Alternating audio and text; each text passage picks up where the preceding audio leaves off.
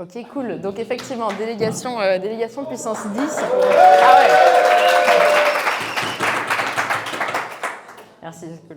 Délégation puissance 10. Donc au programme du jour, déjà... Oh, putain, ça bouge doucement cette souris. Pourquoi non? C'est la souris qui est toute petite. Pourquoi on va parler de ça? Il y a deux citations que j'aime beaucoup et qui donnent un peu le plan de décor par rapport au sujet qu'on va aborder là. La première, c'est le deuxième plus grand regret des personnes en fin de vie, c'est « je regrette d'avoir travaillé si dur ».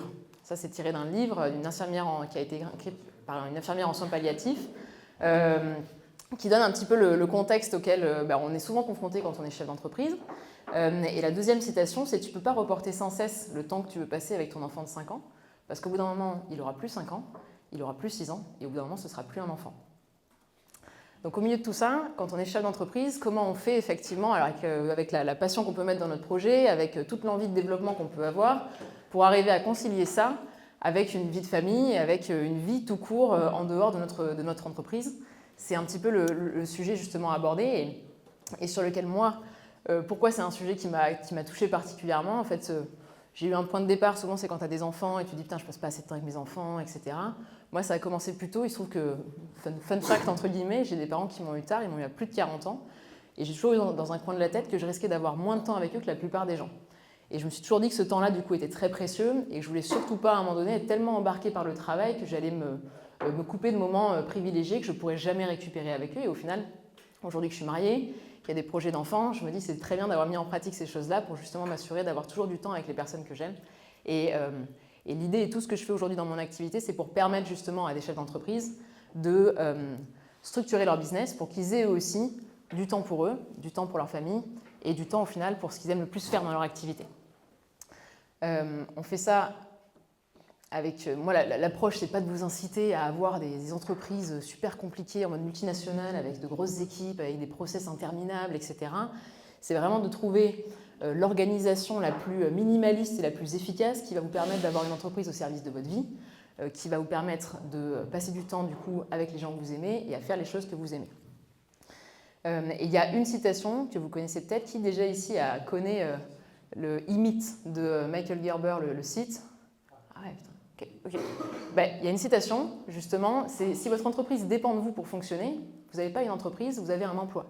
Parce que le but, la différence entre une entreprise et un job, c'est que le job, tu vends ton temps contre de l'argent. Le but de l'entreprise, c'est que tu aies une machine qui peut produire des résultats avec un minimum d'implication en fait, de ta part. Le truc, c'est que souvent, ce qui se passe, c'est qu'on a créé notre boîte en faisant tout au début. Et c'est très dur de progressivement comprendre quand est-ce que c'est le moment et comment arriver à petit se sortir des choses et à mettre en place des systèmes et des équipes qui vont permettre de les faire à notre place. Parce que c'est ça, en fait, une entreprise structurée. Pour que votre entreprise elle dépende de moins en moins de votre temps pour fonctionner, il faut qu'elle soit structurée. Et une entreprise structurée, qu'est-ce que c'est? C'est deux ingrédients, ce sont des systèmes et une équipe. Alors dans des rares cas, les systèmes ça suffit, il n'y a pas besoin d'équipe, mais souvent ça va être des systèmes et une équipe qui vont vous permettre à l'entreprise de fonctionner sans que vous y passiez autant de temps et sans que vous ayez à y consacrer autant de charge mentale qu'à une certaine étape à laquelle vous êtes à l'heure actuelle.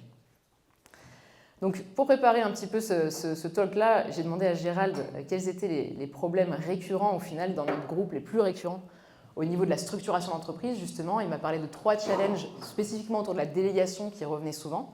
Je me suis calée sur ces 3 challenges-là, c'est ceux qu'on va aborder. Je vais essayer de vous apporter des frameworks, justement, et des conseils pour vous aider à dépasser ces challenges-là si vous les rencontrez, justement, actuellement dans votre situation.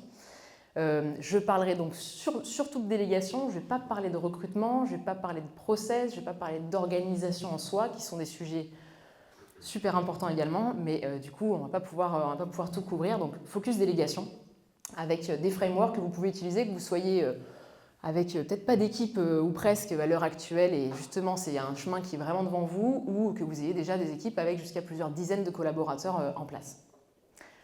Est-ce qu'on est OK sur ce principe-là? Ça vous parle? Yes.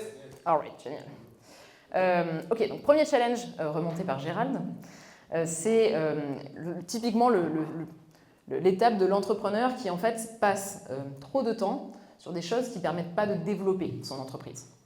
Il y en a qui déjà se sentent potentiellement concernés, qui se disent « putain, je fais ça. » Et ça, c'est pas ce qui me fait avancer. OK, cool.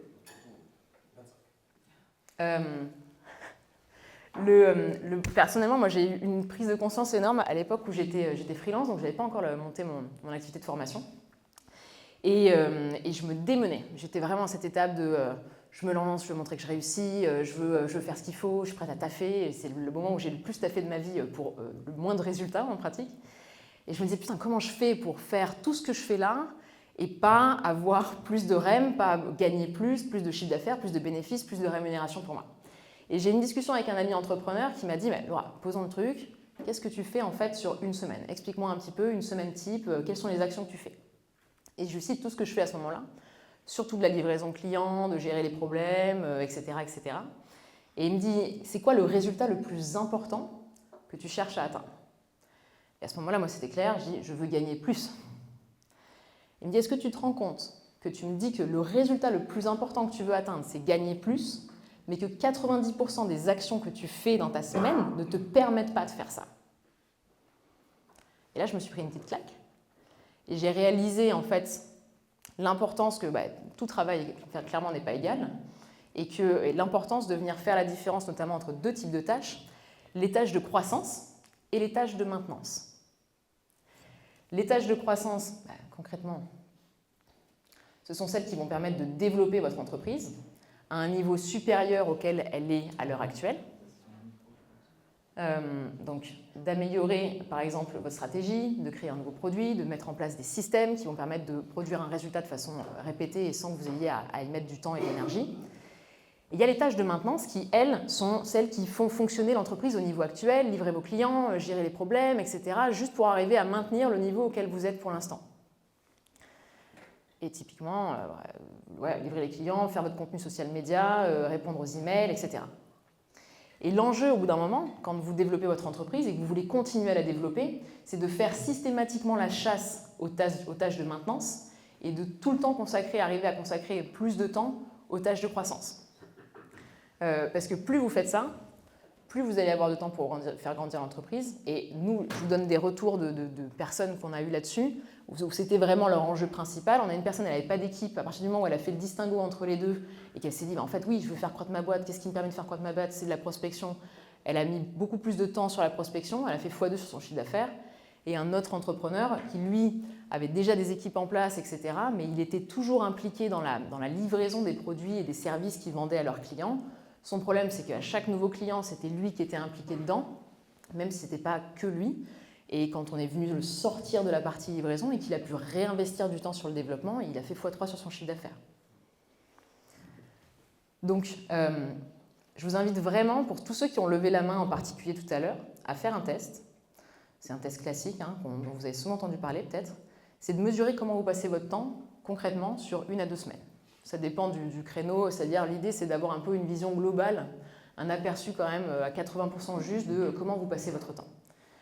Faites ce test-là, vous pouvez le faire avec une petite spreadsheet, un spreadsheet Google que vous ouvrez, je peux même vous passer un template si vous voulez, ou avec un outil comme Toggle, et je sais qu'il y en a les richiers qui sont à fond Toggle par exemple, moi aussi, je fais ça non-stop maintenant, pour venir prendre conscience de comment vous passez votre temps réellement.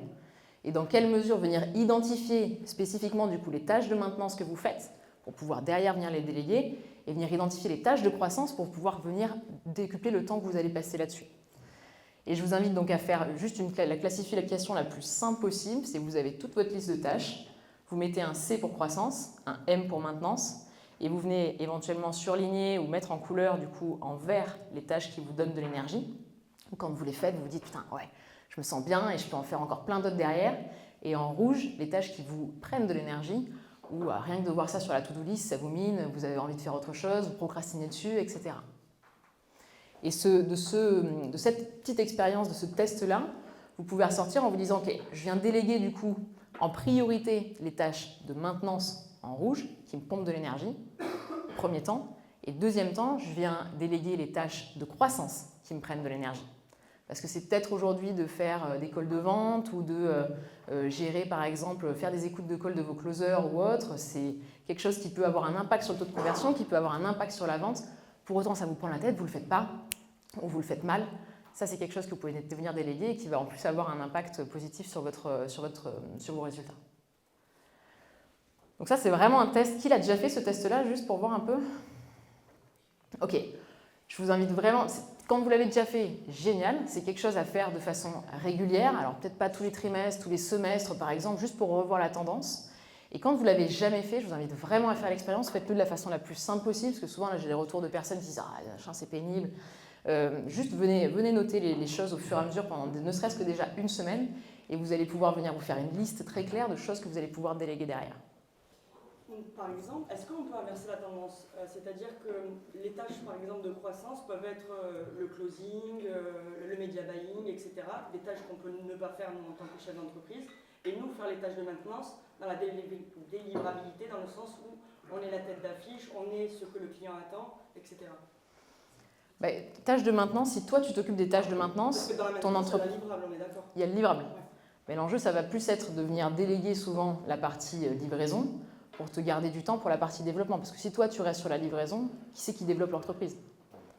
Donc selon toi, on ne peut pas déléguer cette partie de croissance à une équipe de Si, tu peux te faire aider là-dedans, mais ça va souvent impliquer que tu aies à un moment donné en fait, un recul tout simplement sur ce que tu fais. Si c'est toi qui prends tout l'école, si c'est toi qui fais tout le marketing et que tu passes ton temps à faire des posts sur Insta, à gérer tes pubs et à prendre des calls, tu vas rester au niveau auquel tu es à l'heure actuelle. Tu as besoin de recul pour pouvoir te dire, ok, ça nous amène au niveau auquel on est là. Comment je fais pour qu'on passe au niveau d'au-dessus? Pour ça, il faut que tu aies du temps, il faut que tu aies de la réflexion, il faut que tu puisses justement, par exemple, te sortir des calls de closing, avoir du temps pour améliorer peut-être des choses que vous faites déjà, ou pour développer de nouveaux canaux d'acquisition, ou pour développer de nouveaux produits, ou réfléchir à ta stratégie pour aller à l'étape d'après. Donc l'enjeu souvent, c'est... alors justement, ça va être ce qu'on va voir juste avec le framework juste d'après, pour vous donner une perspective sur les étapes classiques, en fait la roadmap classique de délégation du chef d'entreprise. Peut-être qu'il y a certains qui vont se reconnaître là-dedans. Moi, je sais que je fit pas mal avec cette roadmap-là. Peut-être que vous allez des fois avoir pris des chemins différents, mais dans tous les cas, c'est un peu les étapes clés, on va dire, de délégation. Souvent, le premier truc qu'on vient déléguer, c'est toute la partie admin. C'est la partie agenda, c'est la partie répondre aux emails, c'est la partie gérer le SAV, des trucs très basiques comme ça.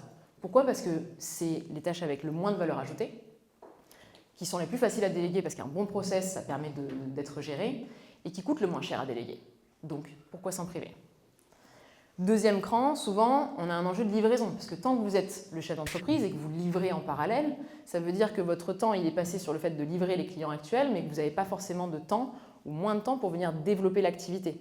Ça veut dire que vous êtes limité dans le nombre de clients que vous pouvez accompagner selon les modèles que vous avez. Alors une formation en ligne, il n'y va pas y avoir ce problème-là, mais si vous êtes sur de la prestation de service ou de l'accompagnement, il va y avoir cet enjeu-là.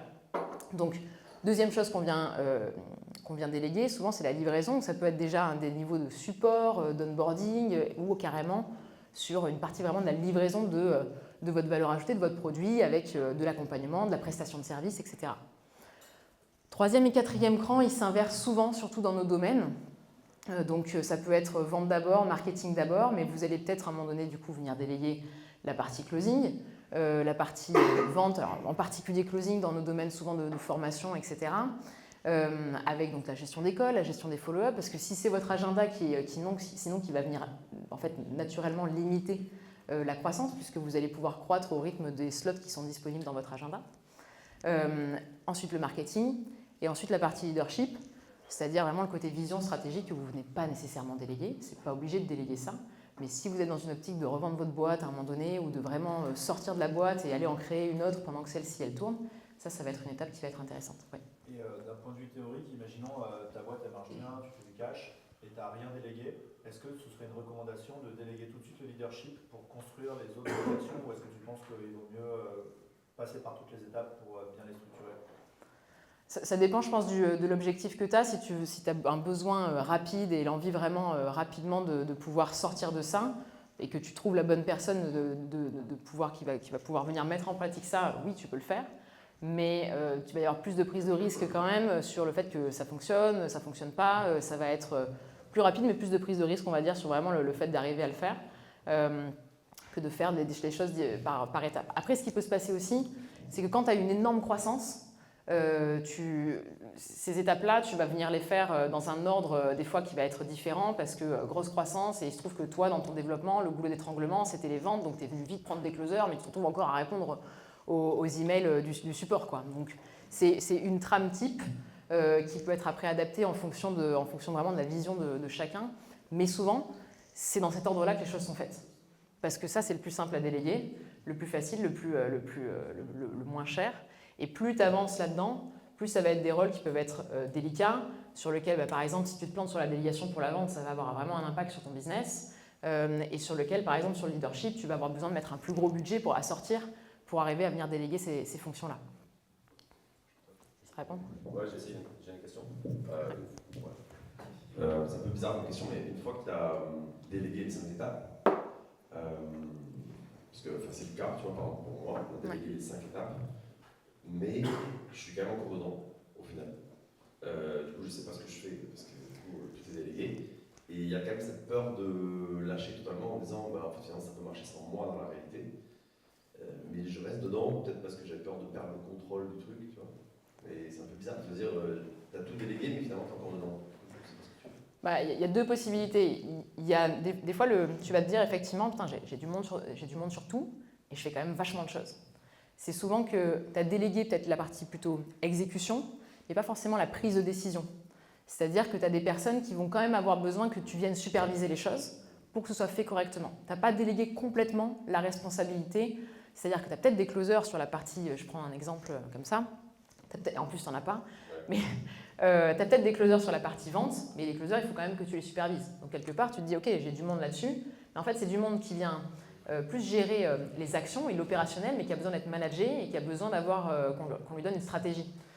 Donc tu as peut-être des gens sur l'opérationnel, mais tu n'as personne qui manage, ou alors tu as peut-être des gens qui managent, mais ces gens qui managent, il faut qu'on leur donne quand même une stratégie sur ces plans-là. Ouais, on va dire qu'on a, pour chacune des étapes, en fait, pour moi, c'est le middle management. Chaque pôle, il y a un middle manager. En fait, sur l'admin, on peut dire livraison, vente, marketing et marketing leadership, c'est un peu ensemble pour moi. Ouais. Mais moi, on va dire que je suis CEO de tous ces middle managers. Tu vois.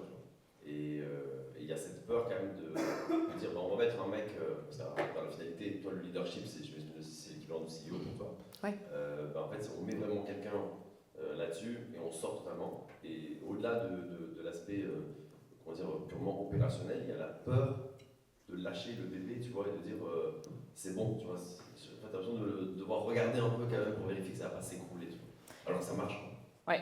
Ouais, ce qui peut aider, mais c'est d'un point de vue très méthodo et pas forcément notre mindset dans ce cas-là, c'est pour pouvoir déléguer les choses et pas avoir ce besoin d'aller checker, d'aller contrôler, c'est de mettre des KPI, de mettre des critères de succès et que tu viens juste vérifier sur une régularité qui te permettent de voir que tant que les critères ils sont atteints, on est OK, il n'y a pas besoin que tu t'en mêles davantage. Et quand tu vois qu'il y a un critère qui est dans le rouge ou un KPI qui est dans le rouge, à ce moment-là, tu sais que c'est là où tu vas regarder ce qui se passe. Mais il y a un autre enjeu aussi, c'est quand tu as déjà quelqu'un sur le middle management qui va gérer, on va dire, la partie opérationnelle, c'est aussi que la personne elle soit en capacité de prendre des décisions comme toi tu l'entends. Et donc, c'est des trucs où on revient et la notion de valeur d'entreprise, par exemple, prend encore plus de sens dans ces cas-là, puisque c'est sur la base des valeurs d'entreprise qui vont pouvoir arbitrer les décisions à prendre ou à pas prendre. Et donc si ça, c'est pas quelque chose qui est peut-être encore ultra défini et clair pour justement la couche intermédiaire, c'est quelque chose qui peut aider justement à les aider à prendre les décisions dans l'état d'esprit dans lequel toi, tu voudrais qu'elles soient prises pour ton business.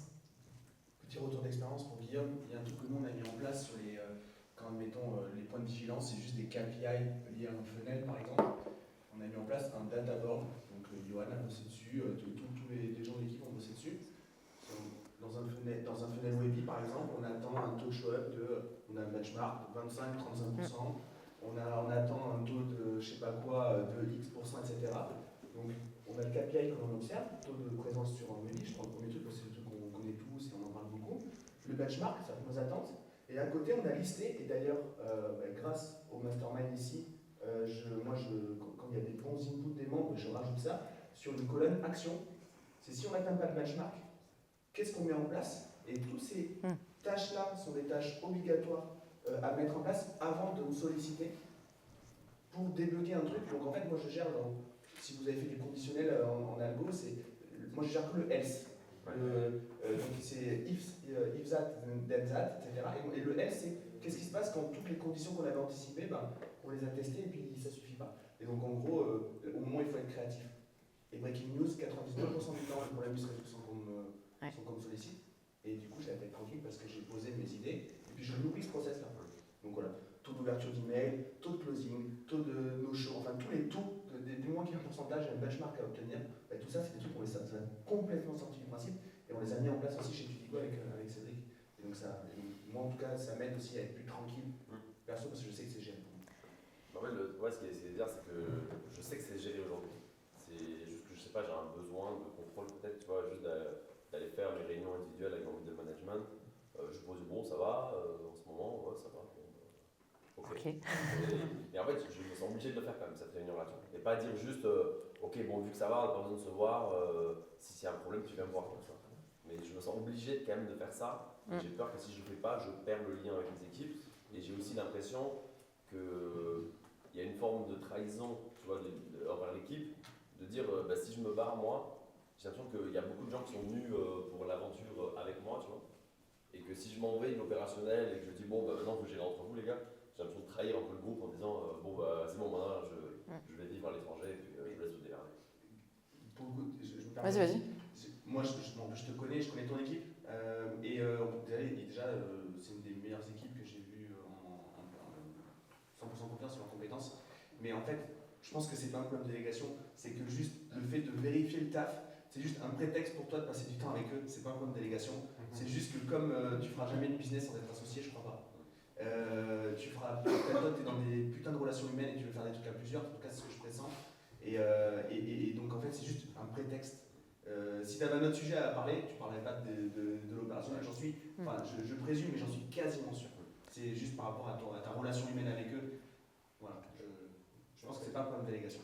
J'en parlerai avec eux aussi, parce que toi tu te dis, ils le percevraient comme une trahison, à tout moment ils attendent que ça. Toi tu te projettes sur un truc, donc ça peut être si c'est un enjeu, ça peut être. Et parce que est-ce que c'est un enjeu? Est-ce que c'est un problème pour toi aujourd'hui? Est-ce que ça te plaît que ce soit comme ça? Ou est-ce que tu as envie que les choses soient différentes? On n'est pas obligé de venir cocher absolument toutes les cases, et au contraire, il y a des moments où tu vas kiffer en ayant délégué on va dire, les 3 premières parties et tu adores être sur la 4 et la 5, et très bien, il n'y a pas de problème. Donc si c'est un enjeu, par contre, je pense que d'en parler avec eux, ça peut être un bon truc. Mais je pense qu'en fait, ce que je veux dire, c'est qu'on a le sentiment que l'objectif final, tu sais, le boss final, c'est le 5, tu l'as atteint, et là, merde, je l'ai atteint, et bon, je fais quoi, tu vois. Et au final, du coup, moi, je mange avec eux le midi, on parle de... Ouais, ça rejoint ce que disait Gérald, du coup. Et on parle pas de boulot, je parle même pas de boulot. Ouais. Il n'y avait pas quelqu'un, c'était Alicia, non? C'est un peu ce que tu as dit, en gros je pense que ça peut être ok, ce qu'il décrit là c'est pas une histoire de comment le faire etc. ou les tips qu'on peut lui donner d'un point de vue théorique et pragmatique, je pense que c'est juste une histoire de positionnement, est-ce que tu veux, et comme l'a dit Gérald c'est ton kiff d'y aller, et comme l'a dit Laura, bah, tu peux aussi kiffer aller dans chaque pôle parce que c'est ton truc à toi, et c'est pas forcément quelque chose de mal que tu continues à être là, je pense que ça doit être ok en fait, tu dois l'accepter parce que c'est ce que tu aimes en fait. Du coup, deuxième, donc je vous invite vraiment, pour finaliser sur le premier challenge, je vous invite vraiment à faire ce test, surtout pour ceux qui ne l'ont jamais fait. Et pour ceux qui l'ont déjà fait, à vous le reprévoir éventuellement dans 6 mois pour refaire un point, parce que c'est un enjeu en continu. Plus votre entreprise se développe, plus il y a de nouvelles choses à faire, plus pour vous l'enjeu en tant que chef d'entreprise, c'est je viens écrémer les tâches de maintenance pour pouvoir toujours sécuriser du temps pour les tâches de croissance. Du coup, deuxième challenge qu'il y a derrière ça, et apparemment qui revient souvent dans les one-to-one que vous avez avec Gérald ou autres, c'est est-ce que je peux me permettre en fait financièrement de venir déléguer ça? Puisque ce qu'on voit souvent, c'est 2 extrêmes. Et moi, je trouve qu'on est soit dans un cas, soit dans l'autre. On va voir un petit peu la tendance ici. Il y a l'extrême le chef d'entreprise qui s'enferme à faire des trucs dans l'opérationnel, qui bloque son développement parce qu'il n'ose pas débloquer un peu plus de budget pour déléguer certaines choses. Et donc, du coup, lui, il sacrifie son temps, il sacrifie du kiff, il sacrifie sa croissance. Il y en a qui se sentent concernés par ça. Ok. Extrême inverse, le chef d'entreprise qui délègue trop, parfois un peu poussé par cette idée que grosse équipe égale gros business égale symbole de réussite, ou parce que justement, il a des copains entrepreneurs qui ont pris tel rôle et tel rôle et tel rôle, et il se dit putain, moi aussi, il faut que j'ai mon head of sales, mon machin, mon ci, mon ça, alors que ça n'avait pas forcément sens par rapport à son business et ça n'avait pas forcément sens par rapport à son niveau de développement. Pareil, levée de main, tendance peut-être pour certains. Ok. J'aime bien parce que Clémence, elle est dans les deux. On voit que Laura est habituée à faire des webinaires quand même. Non, mais c'est cool, moi, ça me permet de voir la tendance en plus. Et donc, il y a un framework que je vais vous partager pour justement vous permettre d'évaluer la rentabilité de n'importe quel niveau en fait, de délégation. C'est le framework IBM. Là, le I, c'est pour l'impact. Quel est l'impact en fait, pour votre entreprise? Et il y a 3 impacts types que vous allez pouvoir avoir et qui peuvent faire varier un peu comment vous venez récupérer les informations suivantes. Hop, je suis partie. Est-ce que le fait de déléguer ça va générer des revenus directement pour l'entreprise? Par exemple, vous venez déléguer des choses à un setter, on en parlait avec William. Le setter, potentiellement, il va vous générer des revenus supplémentaires que vous n'auriez pas eu, parce que les gens n'auraient pas forcément pris rendez-vous, ils n'auraient pas acheté. C'est du revenu direct que vous pouvez générer grâce au recrutement de cette personne-là. Deuxième option, est-ce que ça génère du revenu de façon indirecte? Souvent, ça va être parce que ça vient supprimer un goulot d'étranglement dans votre activité. Si aujourd'hui vous êtes à capacité maximum sur vos offres de coaching, vos offres de services ou autres, et que vous refusez des clients à cause de ça, venir recruter quelqu'un qui va permettre un prestat de service, un coach ou quoi, qui va vous permettre de supprimer ce goulot d'étranglement-là, indirectement, ça va vous amener davantage de revenus. Et troisième impact possible, ça peut être pas forcément sur de la génération de revenus direct ou indirect, en tout cas ce n'est pas le premier objectif quand vous venez du coup faire ça, c'est que ça vous soulage soit vous en tant que chef d'entreprise, parce que vous êtes saturé, vous êtes en surcharge par rapport à votre charge de travail, ou ça soulage une personne de votre équipe. Ce qui permet que vous passiez plus de temps sur votre zone de génie, ce qui permet peut-être de garder la personne de votre équipe parce que vous ne la laissez pas en burn-out pendant X temps et vous arrivez à rééquilibrer les choses pour qu'elle ne se dégoûte pas du travail, qui peut avoir un impact sur vos performances. Ça peut avoir peut-être très indirectement un impact sur la croissance ou sur les revenus, mais ce n'est pas forcément ça que vous venez chercher en priorité quand vous le faites. Donc 3 possibilités d'impact. Deuxième critère, c'est du coup le budget. Dans quelle mesure, du coup, déjà quel est le modèle de rémunération? Est-ce que c'est un pourcentage sur du résultat? Est-ce que c'est un forfait ou un truc à l'heure? En fonction de ça, ou est-ce que c'est un mix des deux? Si c'est du pourcentage pur de résultats et du résultat en plus sur des résultats supplémentaires que la personne vous générerait, ça vous pouvez y aller quand même assez sereinement. Si c'est du pourcentage de résultats, mais que la personne dans les conditions, et ça je l'ai vécu, quelqu'un qui vient chapeauter des sales et qui prend un pourcentage de résultats sur l'équipe sales, mais qui ne vous fait pas aller plus loin en termes de taux de conversion, il vient juste vous prendre votre marge sans rien rajouter. Donc attention sur le côté quand même pourcentage de résultats. Et derrière, pour évaluer le budget, de vous dire en fait combien je paye potentiellement cette personne-là. Vous pouvez faire plusieurs choses. Ça peut être, par exemple, dans le mastermind, s'il y a des personnes qui ont déjà le profil que vous voulez recruter, combien tu le payes, avoir un petit peu une tendance, benchmarker, on va dire le truc comme ça. Ça peut être tout simplement d'aller sur Malte, de chercher, si vous cherchez un certain rôle, vous allez taper ce rôle-là sur Malte, vous voyez un petit peu la REM, la tendance de REM à l'heure ou à la journée qu'ils proposent. Ou sur des rôles salariés, ça peut être d'aller sur des sites comme Glassdoor, par exemple, qui vous permettent d'avoir des tendances un petit peu sur la rémunération, le salaire moyen de personnes qui ont ce rôle-là en France. Comme ça, vous donnez une tendance un petit peu, a priori, ça va me coûter tant de venir déléguer ça. Et le troisième critère, du coup, c'est quelle marge il vous reste derrière. La marge, vous allez la regarder de 2 façons différentes. Soit vous regardez la marge de l'entreprise pour un rôle qui va être général, c'est-à-dire si vous prenez par exemple un assistant opérationnel qui va avoir un rôle qui va toucher à plein de domaines de l'entreprise, vous allez regarder la marge de votre boîte, combien il vous reste, combien vous avez de bénéfices en lycée, on va dire, sur 6 mois ou 1 an, selon ce qui fait sens par rapport à votre saisonnalité d'activité ou à votre niveau de croissance. Ou alors la marge du produit, si vous venez, donc pour ceux qui font de la formation, de l'accompagnement, souvent on vient prendre notre marge produit, on prend combien on vend, on enlève l'acquisition, on enlève les coûts de closing, on enlève les coûts de livraison, donc là de venir calculer, ok, si j'enlève tout ça, combien il me reste à la fin, et quand je vends un produit à 1005, qu'est-ce qui me reste sur le compte en banque derrière vraiment? Et donc de vous dire après 2 choses, c'est du coup, est-ce que vous gardez une marge suffisante à chaque fois? Et il y a une notion en plus de, quand vous avez normalement quelque chose que vous délayez dans l'optique de venir du coup générer des revenus, de venir après suivre la réalité des choses et dans quelle mesure, ça peut être mensuel quand vous venez de déléguer le truc. Je vous ai donné l'exemple de la personne qui est venue moi intervenir sur les sales et qui nous a rien fait, mais qui a pris un pourcentage du résultat. Important de le suivre au mois par mois pour voir la tendance. Premier mois ok, deuxième mois ok, troisième mois, on essaie de ne pas oublier ça et qu'un an plus tard, on se réalise qu'il nous a pris X% alors qu'il n'a pas fait grand-chose. Donc, IBM, impact, budget, marge. Normalement, là, quand vous avez étudié ces 3 critères-là, vous avez déjà tous les éléments en fait, pour pouvoir prendre la décision et voir dans quelle mesure vous y allez ou pas d'un point de vue financier. Et juste quelques conseils pratiques pour aller avec ça, parce que limite, vous n'avez pas besoin de faire le IBM. Si vous êtes là dans ce mastermind et que vous n'avez pas forcément d'assistant, c'est vous l'assistant. C'est pas de moi, ça c'est une phrase, je ne sais plus, il y a plein de... On la retrouve de partout un peu sur Internet quand on regarde des trucs de structuration. Si vous n'avez pas d'assistant, c'est vous l'assistant. Donc typiquement, un assistant, c'est quelqu'un que vous allez pouvoir recruter des choses selon que vous les prenez. Il y a Tania qui est son assistante malgache à 10 € de l'heure. Il y a les tendances un petit peu après, qui sont peut-être aujourd'hui pour un assistant lambda à du 30 € de l'heure, on va dire en France. 30 € de l'heure fois, si ça vous fait gagner 7 heures dans votre semaine, pour quelques centaines d'euros dans le mois, vous avez gagné 1 jour par semaine que vous pouvez utiliser sur du développement ou à passer avec vos enfants. Normalement, le choix, il est vite fait. Vous pouvez aussi venir, et ça peut être intéressant de faire ça, de fixer un objectif et de se dire, ok, ce rôle, il sera rentable si dans X mois, il nous génère tant en plus. Et vous pouvez aussi, pour un rôle dont vous savez que vous avez cruellement besoin, vous savez que ça peut passer au niveau de la marge, mais c'est peut-être un petit stretch et ça vous inquiète un petit peu, vous pouvez aussi utiliser la loi de Parkinson dans le cadre du budget. Et en fait, vous dire, ok, dès maintenant, je mets de côté la REM pour cette personne, que j'aurai dans 6 mois peut-être. Comme ça, vous avez déjà de côté le budget pour la rémunérer. Vous n'êtes pas dans le stress, quand elle arrive, il faut direct qu'elle produise et qu'elle soit dans les résultats, ce qui n'est pas forcément la meilleure façon de border la personne dans votre équipe. Et du coup, vous avez un peu plus de confort pour avancer là-dessus.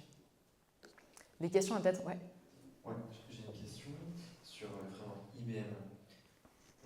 On regarde d'un point de vue financier, avec le côté impact et budget pour avoir la marge générée, mais dans le côté impact, tu parles pas mal du côté soulager, passer plus de temps dans la zone de génie, etc. Comment est-ce qu'on peut arriver à quantifier ça d'un point de vue numéraire? Là, c'est pour ça que je le mets à part, parce que quand c'est des revenus directs, très simple à quantifier. Revenus indirects, a priori très simple aussi. Si ça t'enlève le goulot d'étranglement, tu dois pouvoir prendre plus de clients, tu vois si ton raisonnement il a été juste ou pas. Quand je le mets à part, c'est limite, le prends pas en considération en fait. Si le but c'est que ça te soulage et que tu puisses passer davantage de temps effectivement sur des activités de développement ou autre, soit tu te dis en fait, même si ça m'a ramené rien, est-ce que je pourrais sortir ce budget-là? Et tu vois déjà juste des choses comme ça. Soit à ce moment-là, il faut que tu fasses le test. Mettons que tu prennes quelqu'un qui te coûte, je sais pas, 1005 par mois, 2000 par mois, 3000 par mois, qui est censé te libérer du temps, pour que toi, tu puisses réinvestir une partie de ce temps-là sur le développement et une partie à faire complètement autre chose. À ce moment-là, viens tester. Tu le testes et tu regardes, tu te dis, OK, à 3 mois, je vais voir dans quelle mesure moi j'ai réussi à convertir ce temps-là en vraiment du cash en plus. À 6 mois éventuellement, si tu vois qu'à 3 ou 6 mois ça n'a pas fonctionné et qu'en fait tu rognes pas mal sur ta marge trop pour que ça fasse sens de continuer, à ce moment-là tu sais que c'est voilà, le test il a été fait et que là dans l'immédiat ça ne fonctionne pas. Juste une remarque par rapport à la partie impact. Ce qui est intéressant dans la manière dont tu le présentes, déjà en fait c'est des choses qui paraissent évidentes pour plein de gens, qui paraissent évidentes quand on le lit, mais en fait quand on le fait réellement avec un entrepreneur, en fait, on n'y pense pas. On se dit putain là, vas-y, on est à la ramasse, il manque du monde, bon on va embaucher et puis on verra. Et après, c'est comme ça que moi j'ai fait, j'ai embauché des gens et puis après je me dis merde, comment je fais?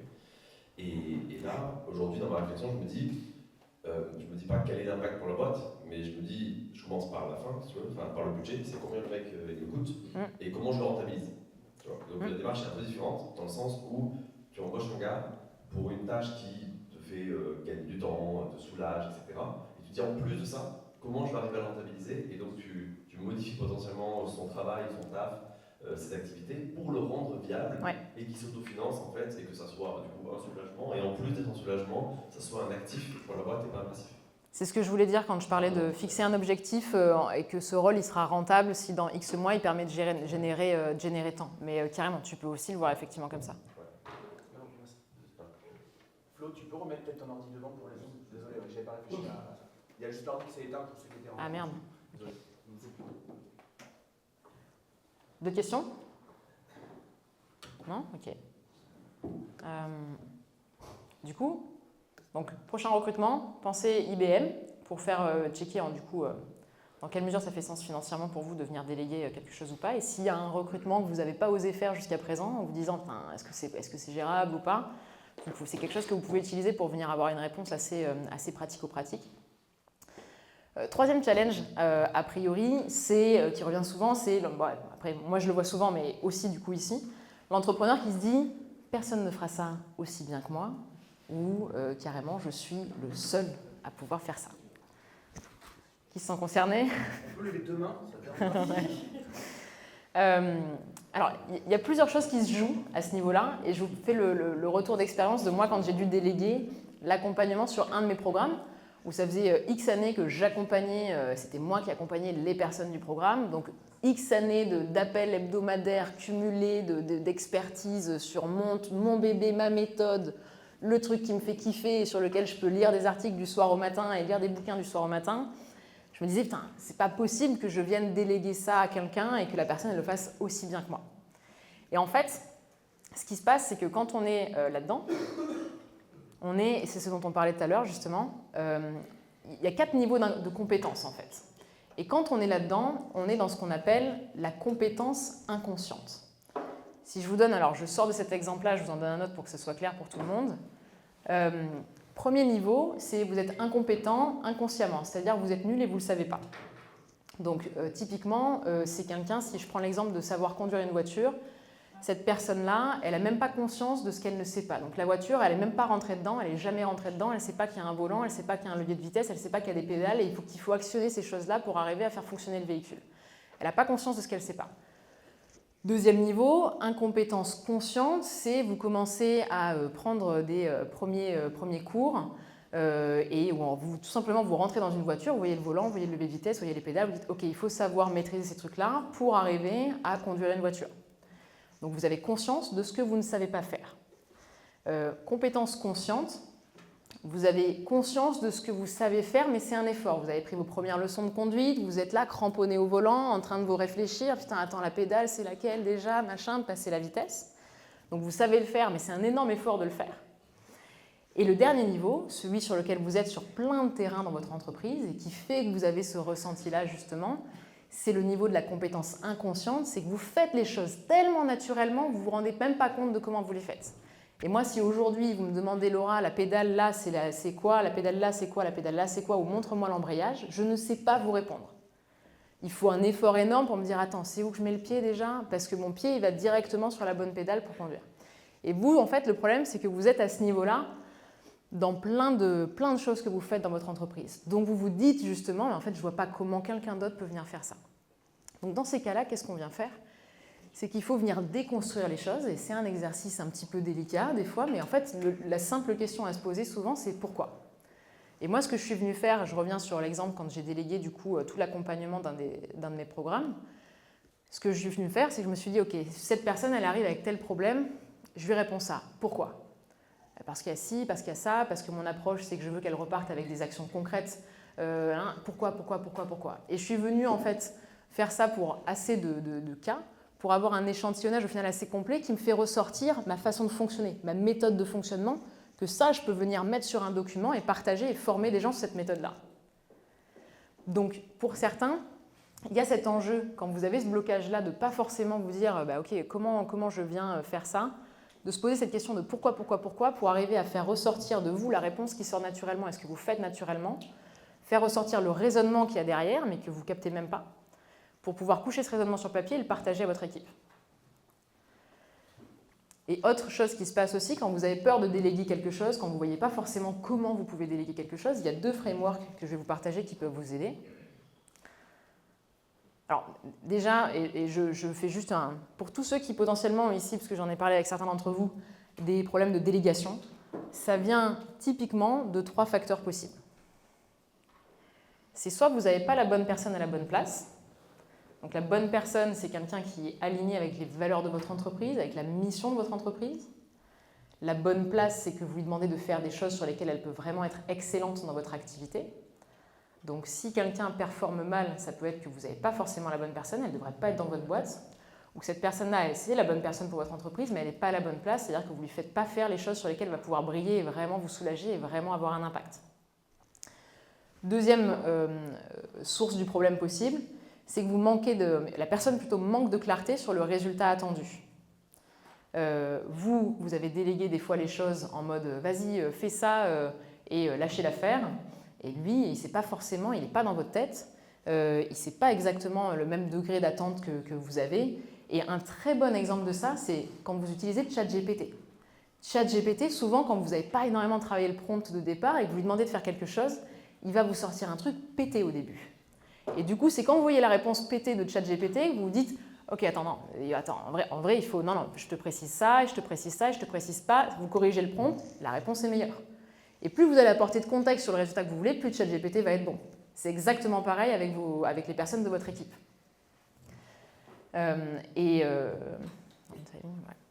Il y a un truc qui peut vous aider justement à venir vous dire, ok, dans quelle mesure j'ai donné la clarté suffisante sur... ouais. Excuse-moi, j'ai fait 50 photos depuis le début, est-ce que tu peux nous partager Oui, oui. Ouais, carrément. Il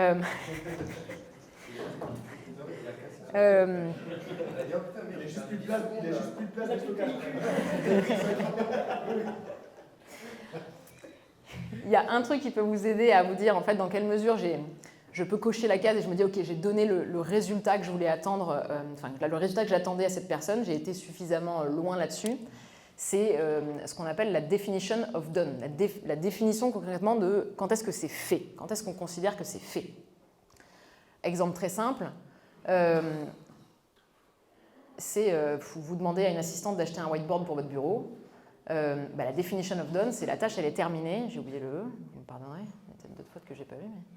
La tâche, elle est terminée quand le whiteboard il est accroché au mur du bureau, il y a 4 marqueurs de couleurs différentes et il y a un effaceur. Là, on est bon. Parce que sinon, potentiellement, il y a quelqu'un qui s'arrête, tu veux un whiteboard, très bien, je le commande sur Amazon, il arrive dans le carton et je te le file. Sur les tâches un peu plus complexes, il peut y avoir 3 ingrédients pour la definition of done, des faits concrets, un ressenti et des fonctionnalités. Par exemple, si, mettons qu'on doit vous déléguer la tâche de préparer un rapport financier, de remplir votre BPF pour ceux qui sont des organismes de formation ou je ne sais pas, par exemple, la definition of done, c'est premier critère, le rapport il est transmis le 1er janvier, donc ce n'est pas le BPF déjà, mais le rapport il est transmis le 1er janvier, ça c'est un fait, le rapport a été transmis. Je suis confiant que les informations qu'on a données sont bonnes, sont justes, ça c'est un ressenti. Et tout le monde y a accès facilement pour récupérer les datas qu'on a potentiellement intégrées dedans. Ça, c'est des fonctionnalités. Et d'avoir cette idée en tête de quand vous déléguez quelque chose, surtout sur un truc sur lequel vous vous dites « Putain, je ne suis pas sûr qu'il puisse le gérer et tout, on va le tester », mettez systématiquement une definition of done avec potentiellement les 3 critères, fait, ressenti, fonctionnalité, pour venir clarifier vraiment qu'est-ce que vous attendez comme résultat. Et troisième problème possible qui amène à des problèmes de délégation, c'est un manque de clarté sur le niveau d'autonomie qui est attendu. Et c'est là où le framework d'après va pouvoir vous aider. C'est le framework des 7 niveaux de délégation. Parce qu'en fait, ce qui se passe, c'est que quand on délègue, on a souvent l'impression que soit tu gardes le truc pour toi, et c'est toi qui fais la tâche, soit tu le délègues, et c'est en mode ça part dans la nature, et tu l'as demandé à ton collaborateur, et tu sais pas ce qui se passe. Et en fait, c'est pas noir ou blanc, il y a plein de nuances au milieu de ça, et il y en a 7 notamment, qui peuvent vous aider, des fois, du coup, à venir déléguer quelque chose. Je pense que c'est parti en 50 nuances degrés là-bas, non, c'est pas ça Non, je vous vois vous marrer tous les deux. C'est quand est-ce que ça s'arrête la ligne Jamais. Ben oui, c'est Plus vous avancez dans les niveaux, plus la personne vous lui laissez l'autonomie.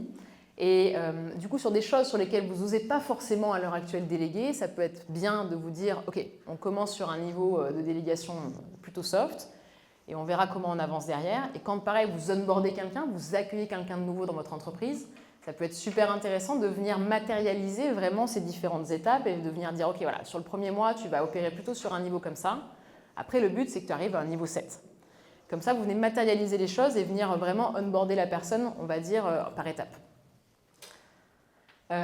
Donc, les 7 niveaux de délégation, il y a en premier, je vais prendre un exemple au fur et à mesure, Swiss Process, mettons que vous demandiez à un assistant de vous trouver des prestats en copywriting potentiels pour vous aider sur une prochaine opération que vous avez. Vous avez peut-être un process exact pour la personne qui va aller sur Malte, qui va repérer les profils de telle ou telle façon, etc. Donc vous lui demandez de suivre le process. Il n'y a pas de décision à prendre de son côté, il n'y a pas d'arbitrage à faire, il n'y a pas d'autonomie à avoir, c'est assez robotique, elle suit le process et elle vous dit ce qui sort.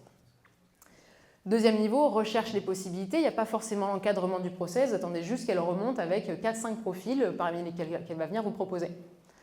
Troisième niveau de délégation, donne-moi ton avis.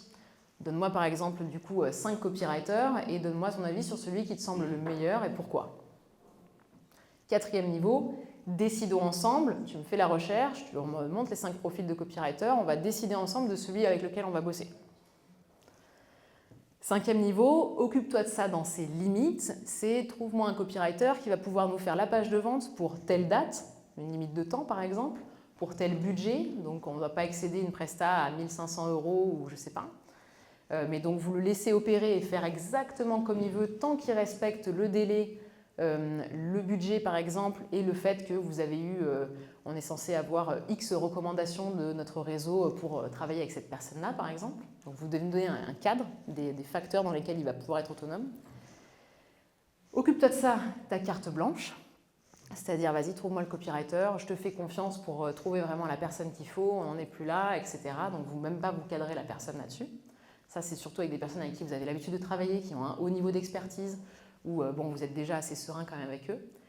Et le 7e niveau, c'est qu'il n'y a plus besoin de demander, la personne elle a déjà pensé à aller trouver le copywriter pour l'opération qui arrive derrière, parce que vous lui avez déjà délégué quelque part toute cette responsabilité-là, et vous n'êtes même plus sur un terrain où vous avez besoin de demander la chose à la personne. Sur le 6, il y a une validation ou pas? Non. Du coup, là, entre le 6 et le 7, c'est quoi la diff? Le 6, c'est que tu lui demandes. Le 7, c'est que tu n'as même pas à lui demander de trouver le copywriter, par exemple. Ok, pardon. Il n'y avait pas une autre question, non? Non? J'ai pas le temps de boire mon petit verre.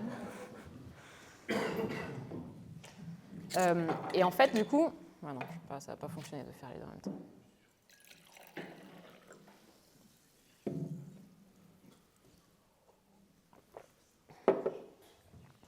Du coup, c'est intéressant parce que ça répond un peu à ma question.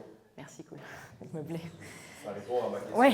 Tout à l'heure, parce que du coup, au final, c'est délégué, mais c'est le niveau de délégation qui a... Exactement. C'est pour ça que je te disais, potentiellement, c'est quand même toi qui dois demander, et tu n'as pas forcément quelqu'un qui a assumé l'intégralité de la responsabilité qu'il y a derrière ce rôle-là. Donc, il y a peut-être des problèmes de délégation que vous avez eu, et rétrospectivement, vous allez pouvoir y réfléchir et vous dire, en fait, ça vient effectivement d'un problème de clarté au niveau du niveau d'autonomie que j'attends.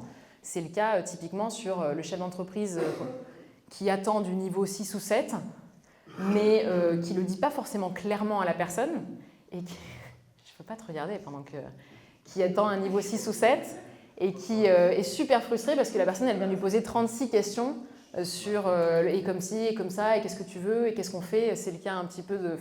j'ai parlé avec une personne, c'était typiquement l'exemple qu'elle me donnait. À l'inverse, ça peut être que une personne à qui vous donnez beaucoup trop de liberté d'un coup et qui, elle, n'est pas du tout rassurée, vous lui en donnez pas assez, finalement quelqu'un qui pourrait opérer un niveau 6 ou 7, vous le bridez parce que vous le forcez sur plusieurs semaines, plusieurs mois à fonctionner à un niveau en dessous et il s'habitue à ça du coup derrière. Donc, premier framework, les 7 niveaux de délégation. Deuxième framework, la délégation 20-80. Et ça, ce qui est énorme, c'est qu'on a un exemple génial, je trouve, d'une personne dans un domaine artistique. Donc c'est un domaine typiquement où on vient se dire souvent, mais dans quelle mesure on peut venir déléguer des choses dans un domaine comme celui-ci, et qui plus est qui date du XVIIe siècle. C'est Sir Peter Lely, c'était un peintre néerlandais qui était installé en Angleterre et qui, à son époque, est devenu à un moment donné un des peintres les plus en vogue de toute l'aristocratie anglaise. Et le problème auquel il a été confronté, c'est qu'il avait bien plus de demandes que ce qu'il avait le temps de gérer. Et comment il a géré ce problème-là? Alors là, il y a une question de vision en amont, puisque une voie pour gérer ce problème, c'est de se dire, mais je ne vais pas forcément servir tout le monde, je vais augmenter mes tarifs et je vais servir que peu de personnes, je vais gagner de l'argent de cette façon-là. Lui, il a choisi une approche différente. Il a choisi d'arriver à servir le volume et de s'adapter au niveau structure pour venir servir ce volume-là. Qu'est-ce qu'il a fait? Il a constitué une école, en fait, avec des apprentis peintres qu'il a pris en pagaille. Et il est venu se poser la question de se dire, en fait, où est vraiment ma valeur ajoutée? Et après réflexion, il s'est dit, en fait, ce qui fait vraiment la différence sur mes portraits, c'est le visage, la façon dont je peins le visage. Mais tout le reste, le décor, la tenue, les drapés, etc. qu'il y a sur un portrait. Et si je prends, je ne sais pas comment ça va ressortir, je ne sais même pas. Ouais, vous voyez la nana. Comme ça, vous avez l'exemple. Bon, voilà, sur ce, ouais, c'est tout petit. Ouais, c'est bon. Lui, c'est le visage, cette toute petite partie-là. Et tout le reste qui se frappait quand même à peindre, c'est pas sur ça qu'il a sa valeur ajoutée. Donc qu'est-ce qu'il a fait? C'est qu'avec son école de peintre, il est venu standardiser des décors, standardiser des fois même des tenues. Et en fait, c'est son école de peintre qui venait peindre tous les décors, qui venait peindre toutes les tenues, et lui, il arrivait juste pour venir peindre le visage. Et ça, c'est une bonne illustration du coup du principe de la délégation 20-80. C'est une approche qui peut être vraiment intéressante quand il y a des choses que vous n'osez pas déléguer, qui sont notamment autour de votre expertise, qui sont autour des fois de la création de contenu, par exemple, pour nous. Et donc l'idée, c'est de venir identifier exactement où se trouve votre valeur ajoutée. C'est aussi, parenthèse, c'est aussi intéressant quand quelque part vous dites « mais j'aime ce que je fais ». J'aime ce cœur de métier-là, j'aime servir mes clients, j'aime faire ce type-là de prestations, c'est ça qui me botte. Mais souvent, il y a une partie qui vous botte plus qu'une autre là-dedans, c'est là où vous avez vraiment la valeur ajoutée, et le reste, vous pourriez tout à fait vous laisser soulager par une équipe là-dessus pour pouvoir faire davantage de ce que vous aimez vraiment. Donc la logique, c'est identifier exactement où se trouve votre valeur ajoutée et venir déléguer le reste. Et donc, pour Sir Peter Lely, c'était « ok, je m'occupe juste du visage, vous faites le reste ». Et d'une façon générale, ce 20-80, ça peut souvent être, par exemple, sur de la prestation de service ou autre, vous faites les 10% de départ. Donc vous définissez, vous avez le client qui arrive, vous devez lui faire un site internet, vous devez lui faire une identité, un branding ou autre. Vous venez de définir la stratégie, comment vous allez fonctionner, vous venez faire un contenu ou quelque chose comme ça, vous venez définir l'idée clé du contenu, le plan de votre contenu par exemple. 80% de l'exécution de cette stratégie-là, de cette idée-là, elle est gérée par votre équipe, ou sur de la création de contenu, peut-être même gérée par de l'IA par exemple.